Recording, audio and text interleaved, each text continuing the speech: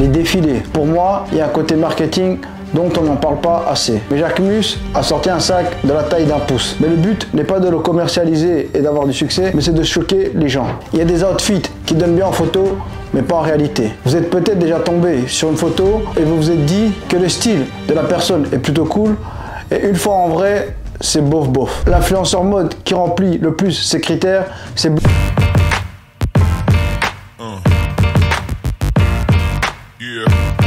Salut tout le monde, j'espère que vous allez bien. Il y a certaines choses que vous connaissez peut-être pas ou que vous pensez connaître mais qui sont fausses. Eh bien vous inquiétez pas, je suis là pour vous sauver. Les défilés. On est tous d'accord pour dire que de base, les défilés, c'est pour montrer sa future collection en avant-première, mais aussi un moyen de faire connaître sa marque. Et pour moi, il y a un côté marketing dont on n'en parle pas assez. Prenons par exemple le défilé de Jacquemus avec leur fameux sac tant convoité aujourd'hui. Ça vous a peut-être échappé, mais Jacquemus a sorti un sac de la taille d'un pouce. On est d'accord, on ne peut pas mettre grand chose dans ce sac. Mais le but n'est pas de le commercialiser et d'avoir du succès, mais c'est de choquer les gens. Vous, comme moi, la première réaction qu'on a quand on voit ce sac, c'est d'être choqué, surpris. Et forcément, tu risques d'en parler à tes amis, ou même de repartager, ou même consulter les collections de la marque par curiosité. Par exemple, pour moi, c'est lors de ce défilé que j'ai connu la marque Jacquemus. Je ne sais pas si vous avez remarqué, mais lors des défilés, il y a toujours un accessoire ou un vêtement qui sort un peu de l'ordinaire. Par exemple, pour Balenciaga, il y avait à un moment donné une collection avec des Converse déjà portés. Voyez par vous-même, ou même Louis Vuitton avec son sac avion, ou encore Gucci avec leur double casquette.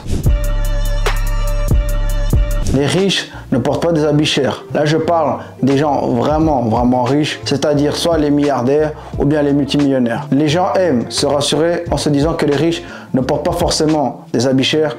Eh ben, c'est faux. Par exemple, quand vous voyez ce pull, vous pensez qu'il coûte combien? Mettez pause et écrivez en commentaire le prix que vous pensez que ce pull y coûte. Et oui, vous ne rêvez pas, ce pull coûte 18 000 francs. Et pourtant, il n'y a pas de logo visible. C'est la marque Loro Piana. Et bien c'est justement ce genre de marque que les riches portent. J'avoue, c'est difficile de trouver le prix sans le logo. Et bien sachez qu'il y a plein de marques comme ça. Il y a Zegna, etc. Après, je pense que la qualité doit être au rendez-vous. Parce que je ne sais pas autrement qu'est-ce qui pourrait bien justifier son prix. Désolé, je vous sors de votre déni. Et bien la prochaine fois, vous verrez quelqu'un de riche et que vous verrez avec des vêtements sans logo, ne pensez pas qu'il achète ses vêtements à H&M ou Zara. Il y a des outfits qui donnent bien en photo, mais pas en réalité. Je m'explique. Vous êtes peut-être déjà tombé sur une photo et vous vous êtes dit que le style de la personne est plutôt cool, et une fois en vrai, c'est bof bof. Pour moi, l'influenceur mode qui remplit le plus ces critères, c'est Bloody Osiris. Avant de me tomber dessus, examinez bien son style.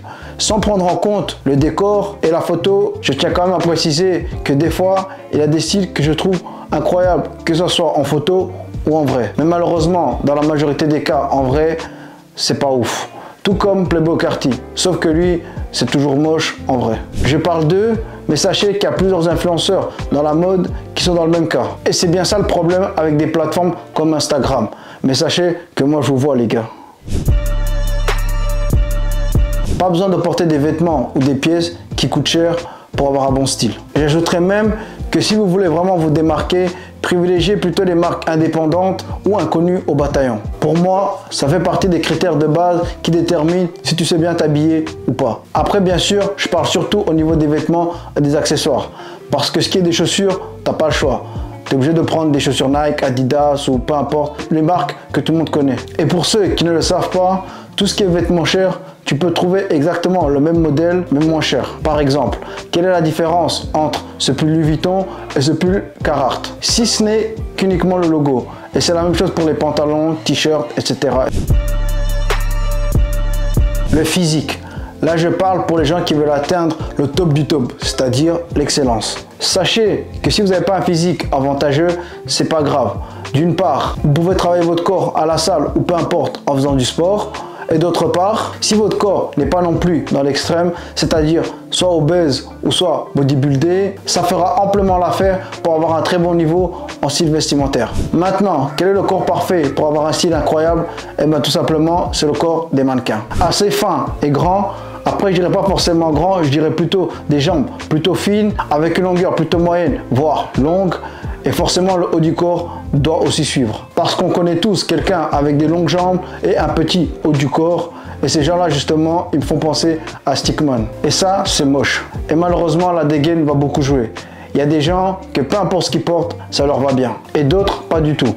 Mais néanmoins, je reste convaincu qu'on peut changer à travers la confiance en soi. Et oui, la vie est injuste. J'espère qu'à travers cette vidéo, vous avez pu en apprendre davantage dans le milieu de la mode. Vous commencez à me connaître, je suis ici pour dire la vérité et non pour me faire des amis. Et sur ce, je vous dis à bientôt. Peace!